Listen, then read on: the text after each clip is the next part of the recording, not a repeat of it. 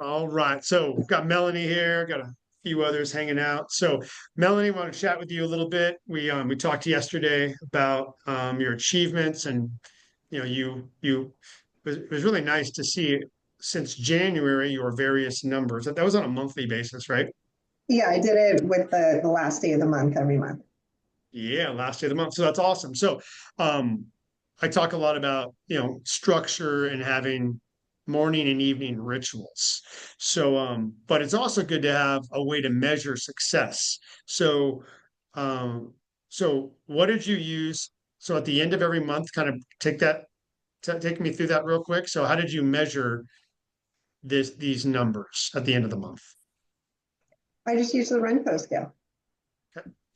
So Renfo scale. So smart scale that tells us weight, body fat, tells us and muscle BMI. mass, Mhm. tells us BMI, which is your body mass index. And your favorite, I think, is it tells you your chronological age, right? Or Metabolic age. metabolic age, sorry. So, yes, so that's been fun to kind of see too. Um, yeah. So, are you younger now on your metabolic age than when you first Yeah, started? I'm 2 years younger. 2 years younger. So, in 1 year, you lost 2 years. Yeah, I guess. I mean, well, but I also had a birthday. So I started with you when I was 50, and the Uh, scale said I was 55. And 55. then, That's more than 2 years. Okay. That's five yeah, years. and then Yeah. I turned 51 in July, Yeah. but now the scale says I'm 49. So, So then you oh, lost 6 years. That's my point. yeah. So I guess That's not almost two 6 years. years. That's Yeah. funny. Yeah. So Yeah. yeah, and I have no idea how the scale comes up with this. I've I I've don't actually told really put too much into that number. I just think it's funny. no. Yeah. Yeah. I don't know how a scale that you stand on that measures your electrical conductivity could actually give you your metabolic age. But hey, that's pretty cool though. So in what's really 11 months, she went from age 55 to 49. So we'll call that 6 years. So that's Yeah. kind of cool. So we could call that a reverse aging program or phenomenon, right? That's pretty amazing. Yeah. Yes. Yeah. But the biggest number for me is really the body fat, I guess, to Yeah. lose over 8%. And then of course the weight, because I'm only 5'1". So being 150 pounds, I was really carrying a lot of extra weight, which was bad. And yeah, now actually as of yesterday, it was 120. So now it is, I guess, officially 30 pounds. Oh, all right. Awesome. So congratulations. Yes. And again, it's been fun being on the journey with you. So, one thing you know, I would always tell Melanie she's very good at following instructions. Not everybody is. So she is one of the better ones. And, clearly the results show. Not that I'm perfect by any means, if but it's really communication at the end of the day, right? So it's like I think it's just a good relationship where she is open first of all, so I'm like she's going to share her success, but I'm just like sharing why I believe you're successful. Is I'd say number one out of everything though, is Melanie successful because she um, sent me her information on a daily basis, and we talked about this before, Melanie, but I mean, it's been almost a year, like 11 months time frame. Has there been a day that went by in 11 months where you didn't send me anything just for Yeah. curiosity? Yeah, Yeah. that is super rare, right? I'm just saying from my perspective, like sometimes I don't, I mean, there's people that pay me and I don't talk to them for weeks. I have people that go in and out of communication. Like there's a good number of those people. And I generally know, I've kind of learned here, it's not rocket science, but generally speaking, when people don't talk to me, it's not going well. I'm just it's just kind of what it is. And I would say that probably be the case with any friend or family member. If they all of a sudden you're talking, hey, everything's good, and then all of a sudden they're not talking to you, something's wrong, right? Does anybody any thoughts on that? Because that's just my perspective on this or my coaching relationships. But I know people are busy, but all of a sudden, if you're having a conversation and then you're not, it's like, huh, something's wrong. Especially if if you have a ritual, right? Rituals, again, kind of important. So anyway, Melanie's been really great about communication, and by her just communicating with me specifically, this is what I like. I like to see a daily weigh-in. So every day, I think for the most part, there's been days where I think you've been traveling, so you didn't always have your scale or something. But Yeah, there were 2 days out of the 11 months. two Yeah. days, 2 days you didn't know because you brought your scale. That's right. I did bring my scale when I Yeah, traveled, yeah, but one day it was yeah, because I had a medical procedure, and one day it yeah, was because like I was on a red eye flight. So yes. So again, I can, I have so many comments on all of this from what I see from other people. But here's a very common thing from other people. Um, so, so Melanie sent me most of the food she ate and weighed in at the most basic level. And then there'd be other conversations as well. But just daily communication. What I see from other people is days skipped, a lot of days skipped. Like sometimes people will eat bad. This is the funny part. People eat bad and then they don't weigh themselves because they don't even want to know. Right? I don't want to know. Right? So bad idea. So bad idea. Weigh yourself even when it's bad. You know why? Because you're then become aware of the problem. Become aware of the problem. and Uh, also it might not be as bad as you think in might your not. mind, because Right. You that's might happened actually to me a lose lot. weight. Yeah. You might actually you might have actually like, let's say this actually happened to Melanie and several other of my successful clients. And we've had many conversations on this. A lot of times people are really good, really good, really good, and then they plateau. So Patty mentioned something about plateauing earlier today. Plateauing is part of the process. I don't even like to call it a plateau anymore. I call it a win. It's a percent. It's just perspective. Plateaus are wins, guys, because you're not gaining, right? That's actually a good thing. If you can hold on to your weight, that's actually good. Gaining weight's not good, but I could take that back as well because there's a phenomenon that Melanie's figured out as well as I figured out with other people is if you've been plateauing for a while, I might tell you if we're working closely. This is where the numbers come in. If I don't know your numbers, I can't really help you too much, or what you're eating. There's a lot of things I like to know. But Melanie and I have had a number of conversations about like her numbers weren't changing. And then all of a sudden, and I know she was like, I felt like she was kind of under eating at times, or just under eating. We'll keep it that, or too good. Like she's been good for a long time. I said, Melanie, we need to change it up. We need to have it. We need to have a cheat day. We need to actually deviate. And oftentimes you don't hear people say that.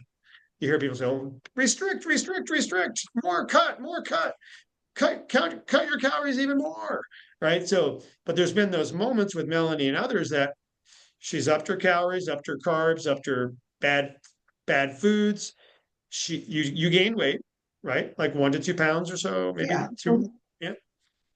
And then so you'd be like, oh crap. And I'm not, I gained weight. I'm not plateaued anymore. Now I gained weight. But what happens is it goes up the next day, maybe 2 days later, and then it slowly plateaus.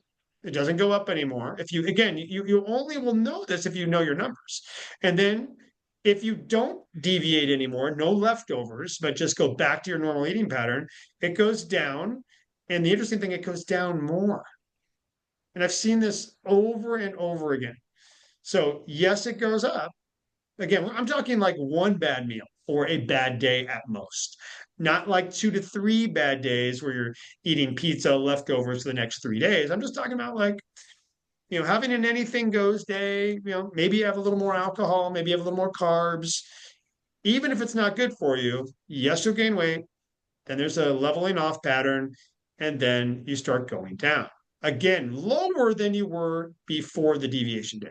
So, but again, most people don't send me their numbers the next day, number one, so I can't even help them. Um, most people just kind of go in isolation. They don't even talk to me. Most people don't even tell me what they ate bad. They only send me pictures of what they did well. So I assume that they're so damn good and perfect, I can't even help them because I'm like, I don't know how to help you. And you never eat anything bad because they never sent me their bad photos. Melanie, on the other hand, sends me the good and the bad. So again, I'm not, so if you want to work with me, that's great. But I'm going to say, whoever you work with, don't just send them the good stuff, send the bad as well. Don't just send the good numbers going down, send the plateau, send the up. I'm gaining weight, So I'm just saying, so I acknowledge you, Melanie, for sending the good, the bad, the ugly, it's like, it's like, it's funny though how many people don't want to do that. They feel stressed or guilty or something. So it's awesome. Yeah, yeah, that kind of helped me. Just sending everything just made me feel like I was in control because if I hit it or I skipped it, then yeah, that just made me feel like I was like flailing. And so I remember the first piece of cake I ate on this plan, and I was feeling guilty about it, but then I took a picture of it and I sent it to Brian, and I didn't gain weight. And anyway, Brian was like, "Well, that's great. It's not like you should eat cake every day, but thanks for sending this to me. And we know it's just a one-time thing." And I mean, the great thing about Brian is he's a really good listener. And so you're saying these words to him or you're communicating through Voxer, and he reads and listens to everything, and he responds and he comments and he gives you feedback on that stuff, which that's the part that's made, I think, the biggest difference for me, because this isn't the first time I've tried to lose weight. Like, I've tried to lose weight for 20 years. And this is the only time it's actually worked and has been sustainable. So I think that's the big difference, because I did almost quit the first week. I was like, this isn't working. I sent Brian like a really long message about how this doesn't work with my personality. And he sent me a Voxer, and I was literally crying when I listened to his Voxer. I'm like, oh my God, this guy gets me. So that's what's made the biggest difference for me. Well, thank you, Melanie. Yes. So, so yeah, lots of great lessons for sure.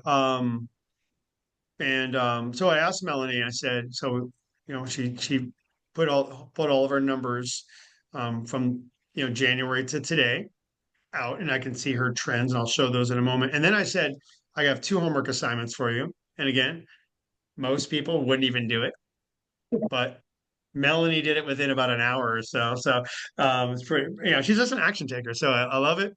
But I really, I did this not because I just wanted you to just have aimless work to do, because here's the reality.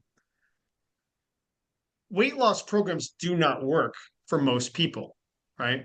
I don't consider what we even did a weight loss program. I consider more of a lifestyle education and awareness program. Okay. And I have the worst trouble of explaining even what I do. I'm sure Melanie could probably sell me more than I can sell myself. But, I talk about lifestyle, and I think people assume maybe I come across like like I'm not a deviator, or I'm perfect or something like that. I mean, if there's like a 30-second, social media thing, I don't know. But I know people don't want lifestyles now. I'm very aware of that. People actually don't. They don't want to feel restricted, I should say. And as part of their lifestyle.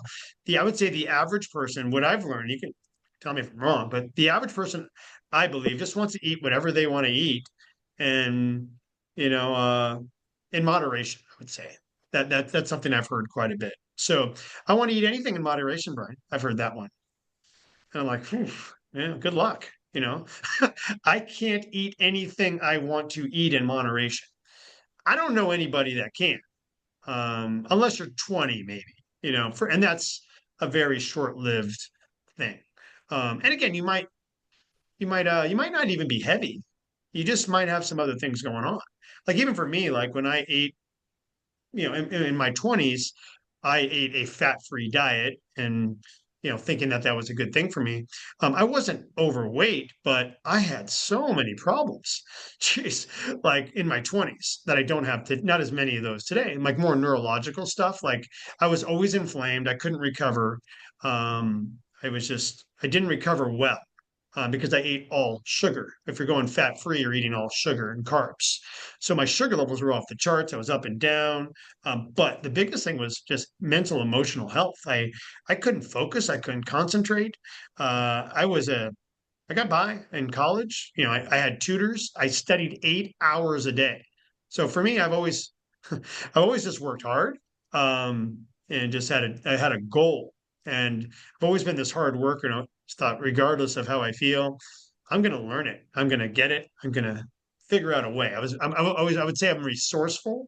I wouldn't call it, it definitely hasn't been easy. But once I changed my diet, and around right around 21, to lowering my carbs and upping my fat significantly, a lot of those things went away.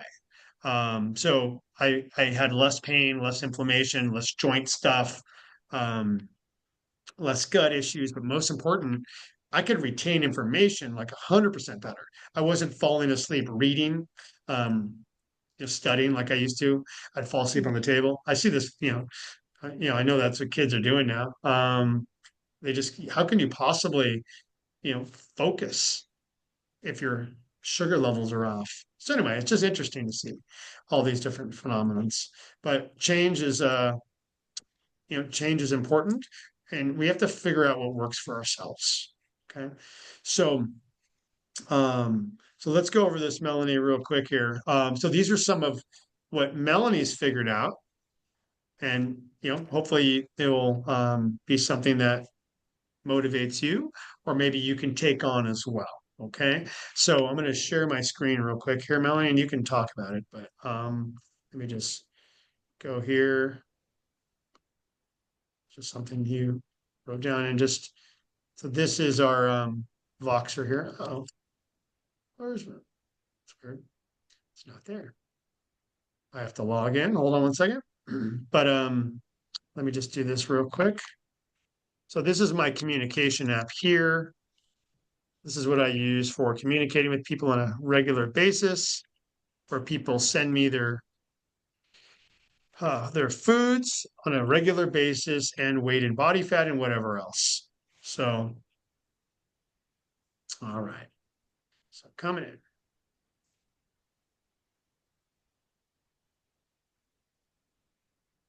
So we're going to go over, I'll just look at what you sent, Melanie, on the progression, Okay. just touch on that real quick. And then I want to get to those rituals.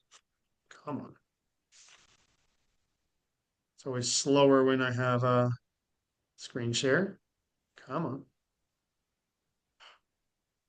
Technology can be painful. Come on. There we are. So this is what we've used.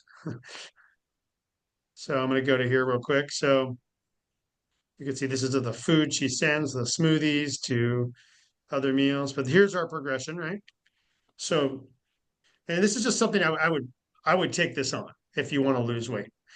First of all, let's let's get a smart scale if you don't have one, and weigh yourself. I recommend weighing every day, and there's going to be good days and bad days, but this is her monthly review at the end of every month. This is where you were. So January 22nd was your first one. That's a start. Yeah, that was my start. Okay. Yeah, you can see 150 pounds. BMI is your body mass index. That's what the doctors use to determine if you're overweight, because they don't measure body fat. If you ever go to a doctor, they do not measure body fat. So they would have no idea what her body fat was, but it was 35. But it's really interesting. If you actually look from January to April, she killed it in that period of time. So there's a lot to like examine just in this alone. Yeah. Like, I mean, that was a 5% drop from January to April, and that's pretty common, right? Like my point is pretty common in the beginning of any program or any intervention to do really well. Just throwing that out there. Now, again, most people don't know this because they've never been as diligent as Melanie. So I would recommend you become more diligent if you want something, and maybe Melanie even think about in other areas of your life that where can you be a little more diligent? Because you know, um, oftentimes diligent people in one area are diligent in others, but not always. So, but just something maybe you can apply this success to another area where you might need some help. All right. But numbers. So if we look at the beginning, she did really well. In a month, even, she lost 3%. I mean, that's pretty good. So that tells me as a coach that whatever she was doing before wasn't that good. I'm just looking back. I mean, I can look at this even if I didn't know her and say, huh, interesting. 3% drop, and she dropped 11 pounds in a month. Wow. Okay. She dropped, two BMIs, 2 points there. Um, so that's pretty interesting, right? If you kind of think about that without looking at the whole thing. Um, she got to under 30 by April, and then it's been a slower trickle, which is another thing to kind of wrap your mind around, right? Like it's not going to be as time goes on, as we get closer to our goal weight, and now she's 120 today, right? Right. So, but as we get closer to our goal weight, you're not going to have those big changes. Um, but and even look at if you go to August, she was even up more than June. So she actually did gain some weight, right? But then she went down and then down and then down. So again, there's so much to look at right here if you really think about it, right? It's like, right, there are times where, I mean, it wasn't terrible out of whack, but she caught herself. And I believe you caught yourself, Melanie, because you were sending me your numbers and we were doing things, you know, and I still Correct. think there's another level, right? Any thoughts on what I just mentioned? Because I didn't, when I, because even when you sent me this, I was like, oh, cool, you did great. I didn't really look at what I just said. I don't know if Yeah, you did no, either. I was, when I put it together like this, I was surprised that I had lost so much just like the first Yeah, pretty much 30, 35 days. yeah, And that most of the weight, yeah, was within the first 3 months. But you had said that at the beginning that, the more weight, you were actually happy. Because I remember I told you when we first talked that I weighed 140 pounds. And you're like, oh, okay, well, just weigh yourself. And then I weighed myself and I was 10 pounds more. And you were like, that's great news. And I was like, oh, no, it's not. But yeah, it's great news because it's easier to lose when you have more to lose. That's what you said. And it for was true. sure. So then I lost the 20. My goal was 125. I got to it at the end of July. And then I realized that, it was going to go up a little, it was going to go down a little. And I just kept doing the same thing and was able to get it 5 less than the goal. So yeah, and then yeah, I saw how in August it was up on that last day of the month versus the last day of the month prior, and yeah, I think I was just kind of like a little all over the place in August, but then I was able to get it back down again. Yeah. And then for you ladies too, it's like, especially if you're having a menstrual cycle, your numbers might go up and down. It might have caught her at a bad, I mean, the month end could have been, I don't know, could have been menstrual cycle with Yeah, I kind travel. of had Who, my who period that knows? day. Mm-hmm. Yeah. So yeah, who knows, right? So a lot of different things. But yeah, and then even now, like she's at her goal weight, by the way. Like I don't really want Melanie necessarily to lose any more weight, but BMI is 23. That's so under 25 is where we want to be for health risk. So that's what the doctors use. If they say if you're over 25, you're overweight. If you're over, I can't remember what it is. I think it's if you're 28, you're considered obese, I believe. I'm not sure. Don't quote me. Could be 30. I'm not sure. But um, The body but fat then was definitely in the obesity category. It tells you on Renfo that you're obese at 35.1%. So that's body fat though. I'm talking about just basing yeah, it on BMI. okay. Yeah. So yeah. So there are two different ways to be obese. You can be obese via BMI or your body fat. Yes. So but that's the key, right? So if you don't know that, this kind of brings us there's so many things to just talk about here. But yeah, so if you don't know your body fat, then you don't even know, like I don't know anything. Like like you might say, well, I want to get to 115. I have women that do that, trust me, that are would be equivalent to you. I'm like, 115, huh? And I just take their word. I'm like, all right, well, you know your body fat? Nope. Okay. Huh. And they might be danger, 115 might be dangerous for certain people, right? So, but really, when your body fat's like, you know, when your BMI, I'm sorry, is in a healthy range, I want to get that body, I want to focus that body fat number. All right. And women have an essential body fat of about 12 to 14%. You absolutely need 12 to 14%. All right. So she's, a little less than 26.8 now, I believe. And, but again, this is where the Renfo is not perfect. Getting a DEXA scan or hydrostatic weighing or what's the other one? Bod pod would be more accurate for more of a healthy body fat. So people that are competing, like bodybuilders and fitness models, probably, just to not, screw up your hormones too much, even though they don't care because they're competing. We just, yeah, you're fine. But we could definitely lose more body fat, but you don't need to lose weight. You know, that's good. We actually want to gain muscle. So you might actually gain. So like for Melanie, my goal would be now let's try to actually you might even gain a little weight to lose body fat. But we have to lose, and this is where it also becomes tricky, is that Melanie's at a point now where she actually has to eat more calories than ever before. And you have to eat more calories in order to preserve or increase muscle mass. And we haven't really talked about that, but too much anyway. But you actually need to eat more because the goal is not to lose weight, it's actually to gain muscle. And in the process, we lose body fat. But muscle building is the key for, should be the key that you think about more than anything else. How do I build? At least maintain, because everybody's losing muscle with age. And if we lose muscle, hey, that's not good. All right. So, and this is where strength training comes in. So, strength training should be a part of our program. Okay. Any questions on that? Muscle, muscle, muscle. We need it.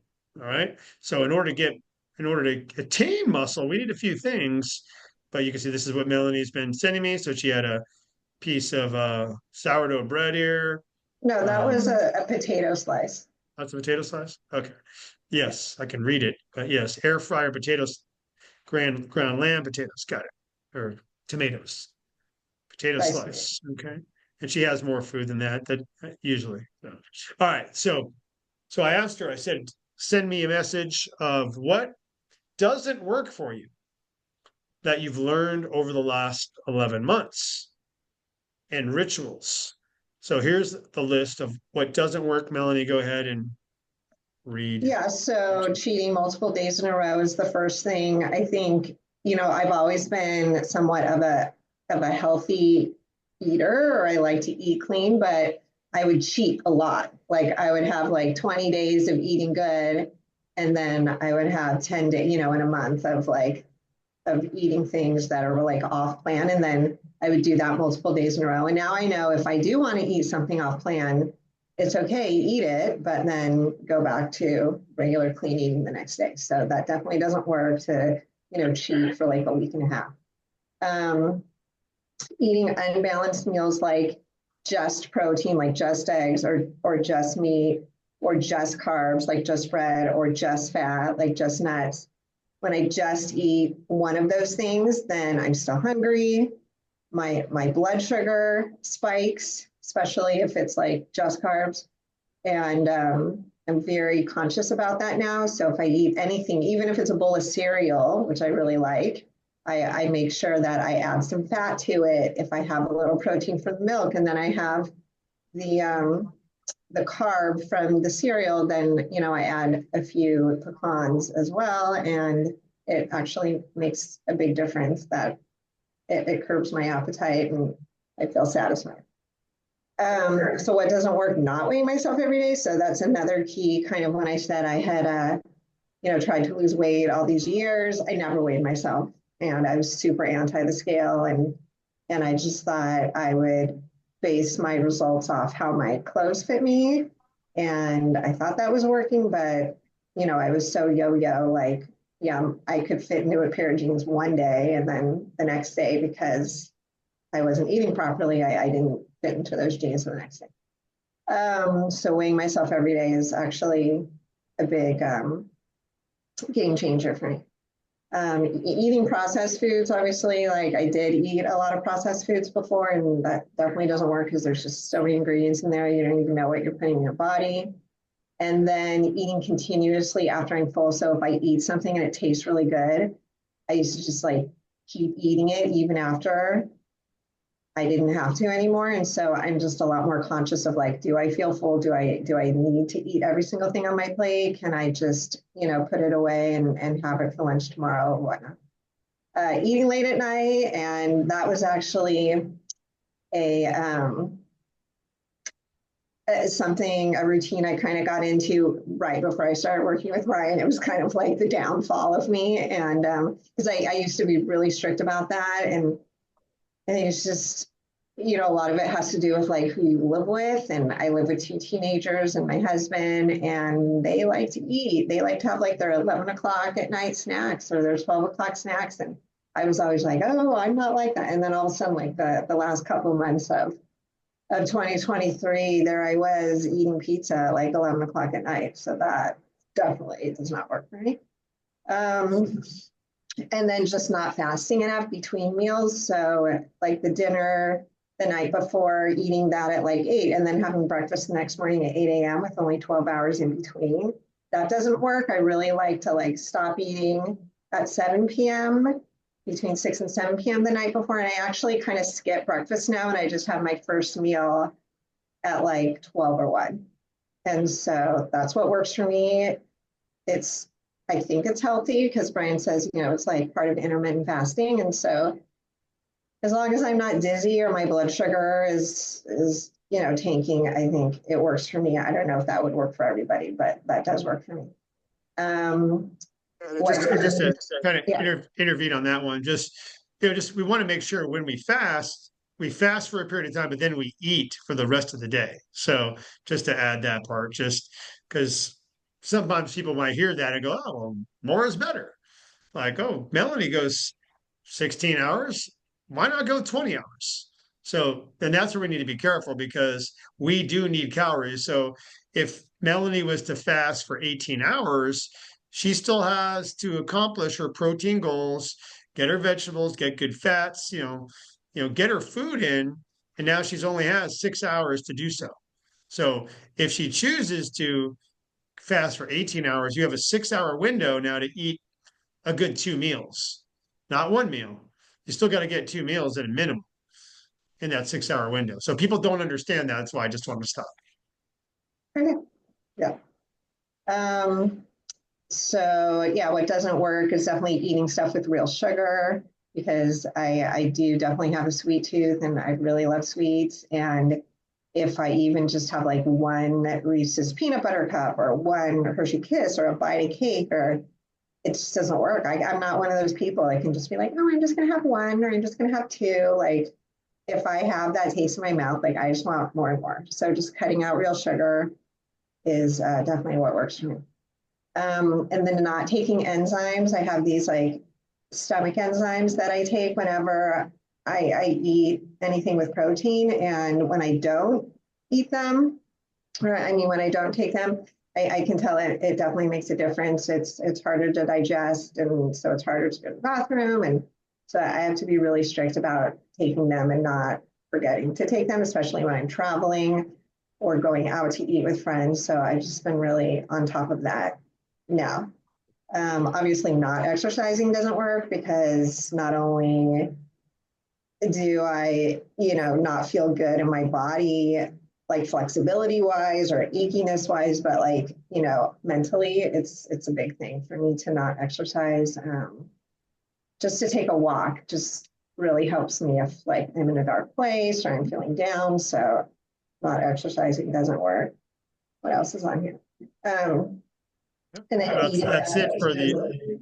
What? I think that was it. I think that was it. Oh, was there more? No, there's more. Oh, there's more. We got more. Oh, wow. Yes. Sorry. Forgot about that. Yes. All Well, right. do we still have time? Should I Yeah. continue? Go for it real quick. Yep. Okay. So eating bad things because I've had a stressful or emotional day and thinking I deserve it. So I think that's huge. I should probably put that higher on the list because since COVID, I've been through lots of stress, having restaurants and whatnot. And every time something stressful or bad would happen, I would just stuff it with chocolate or cheese or bread. And anyway, I don't do that anymore. And so because that definitely doesn't work. Hi there. Yes. Eating leftovers that were off plan. So Brian talks about this a lot. If you're going to go out to eat, and you get something yummy, like don't take it home, just eat it, and then that's the end of it. Because if you continue it, it becomes a pattern. And then not tracking what I eat. So pretty much what Brian said, because I've been sending him everything every single day. That's my way of tracking. And so when I don't do that, it doesn't work. Going to an event hungry, that doesn't work. So if I'm going to an event, whether it's a networking mixer or just a party or whatever, like I always make sure I have a shake before, some kind of smoothie, even that cereal I talked about, to make sure I'm not like starving. And then going to a restaurant without looking at the menu in advance, that definitely doesn't work for me because I need to have a plan. Not having a plan when going, just not even having a plan, just like going and like not even knowing what I'm going to do, what I'm going to eat, that doesn't work. And this is what I did too, like, especially after COVID for like 3 years, like all I wore were leggings and elastic bottoms. And that doesn't work for me because it just stretches and stretches and you don't even realize, like, oh my God, I gained 20 pounds and I didn't even know because I don't weigh myself and all I wear is elastic bottoms. So, Very nice. So great, Melanie. So I'm here with Saritha right now. So yeah, so Melanie's just kind of telling us. So in 11 months, just to recap, Melanie lost 30 pounds officially as of today, in 11 months, and three dress sizes, and pretty much has control. And I asked her, I said, write down all the things that don't work for you, that from what you were doing in the past, because people change and they don't really know why. Like a lot of times they don't even know why we were successful, right? You know what I'm saying? Like you just did something, you're like, I don't really know why. But when you do something for 11 months, you kind of learn a few things. So I told her last night to write down a list of things that don't work for you, like cheating multiple days in a row. Like part of my program is cheating one day, but not multiple days. That's a big difference. Weighing yourself every day is something we advocate. So, but people don't weigh themselves on a regular. They weigh themselves once a month whenever they think they're feeling good, and they don't weigh themselves and they're not feeling good, right? So it's a emotional experience. And then just. But and then going on to the lot, and then I told Melanie to write down her rituals. So if we can just speed through these, Melanie. So these are super important. So so our rituals define our outcomes, I would say. So I can look at your rituals. If you all sent me your rituals, like your morning rituals, like, whatever it is. So a lot of people, morning rituals might be like, hey, I woke up and I went to the coffee maker and I had coffee, and then I went on social media, Facebook. I don't know. That might be a norm for a lot of people. Or I woke up, I had coffee, took a shower, got dressed, and I went to Starbucks and I had another coffee, and I had something there for breakfast. That might be another ritual, right? Somebody else might be like, I got up, I had my clothes already set out from the night before, my workout clothes. I had my gym bag ready. I was out the door in 10 minutes. I went to the gym. Totally different ritual, right? There's going to be a different outcome to that person, right? It's just what it is, right? So let's talk about yours real quick, Melanie, and we'll finish up. yeah, so basically I wake up, I have a cup of coffee. Yeah, by the way, I don't put any type of dairy in it or sugar. I just put usually like a coconut-based creamer, just a little tiny bit for What color. did you do before? I'm just sorry to interrupt, but what did you do? Did you have the same coffee before? Did you have milk in your coffee prior? No, Same. that's pretty much what I did before too. Okay, But good. Okay. A lot of people have milk, so that's what I'm asking. Yeah, go ahead. sometimes I would have like 2%, maybe. I would have 2% like cow's milk before. So that would be, because if Um, that was a ritual in the above area, I would say what not to do would be right, have right. cow's milk in your coffee to start your day. That would Yeah. be my normal to add. And I guess I should put this too, is that I used to drink a different coffee too. I used to drink like a K cup. And Right. since I've been working with Brian, I'm more aware of like microplastics. So now I just do pour over. So that's kind of a ritual too, because it takes longer. You have to heat the water up and then you have to pour and then you have to wait for it to drip. And it's definitely a ritual every day that I do while I watch my husband have K cup because he still does K cups and I do this pour over thing. Um, Yes. and then after drinking all that liquid, 24 plus ounces, I go to the bathroom and it usually takes a little bit more time to get all that fluid out of my system. And so I go to the bathroom again. Then I weigh myself. And so that's like my morning ritual. And then in the afternoon, I do eat that cereal a couple times a week that I talked about. And it really just gets me over kind of like that 3 or 4 o'clock hump when really craving something kind of sweet. And then another ritual is always chewing my food in a mindful way, not just like mowing through my meals, which I used to do a lot. And then this is unlock. That's a typo. It's up block breathing that Brian talks about a lot during stretching and before meals. Taking the enzymes at every meal, taking pictures of all my food has become a ritual. And then eating my first meal, like I said, between 12 and 2 in the afternoon, drinking water throughout the day, but not too much while I'm eating, because actually, if you drink too much water while you're eating, then it's harder to digest your food also, which I've discovered. Um, and then trying to go to bed around 11, between 11 and 12, and then waking up at 8. So I got at least 8 hours of sleep. Nice. Good stuff. Thank you, Melanie. So those are great.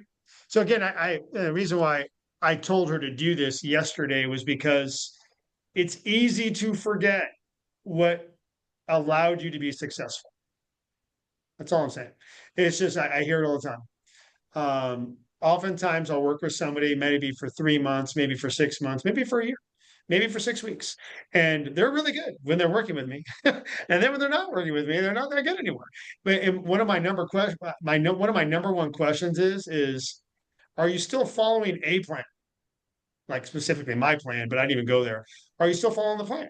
A plan, some kind of plan. And generally speaking, if somebody contacts me, Brian, I gained a bunch of weight back, and I and then they'll say, no, I stopped following the plan. Like, oh, so that's problem one. We need a plan. Just something, anything. Everything works for a period of time. Nothing works forever, but because things do need to be changed and tweaked and so on, but we need a plan. So if you get nothing out of this conversation, we got to have a plan. And then out of all those things, here's the one thing that I found that tends to be most important. My second question is, are you still weighing yourself? Usually the answer is nope, I'm not weighing myself. So I would say, so for me, like those are my two most important. They're super generic, but like follow a plan. Whether it's, I mean, I'd like you to work with me, but follow something. Weight Watchers, Jenny Craig, do something. All right.